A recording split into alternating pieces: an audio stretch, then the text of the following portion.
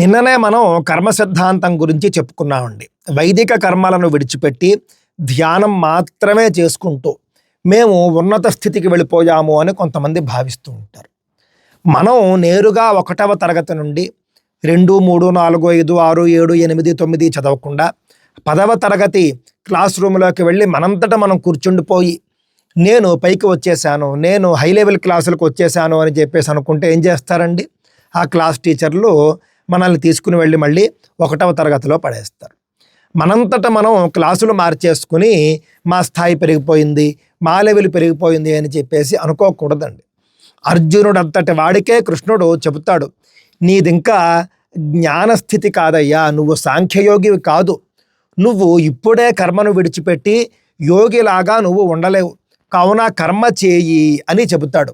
నీకు సమయం వచ్చినప్పుడు నువ్వు జ్ఞానిలాగా నువ్వు ఉండవచ్చు అని చెప్పి బోధిస్తాడండి. దగ్గరుండి కర్మ చేయిస్తాడు.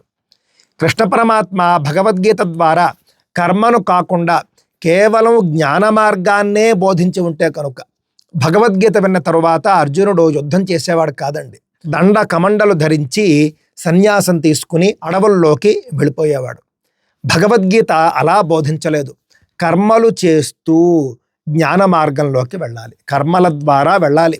మెట్లు ఎక్కి మాత్రమే మనం పైకి వెళ్ళాలి. కోరికలు ఉన్నంత కాలము కూడా మనం కర్మలు చేయాలి, దృష్టిలో పెట్టుకోండి. మన బుర్ర నిండా కోరికలు, కానీ మనం కర్మ చేయం.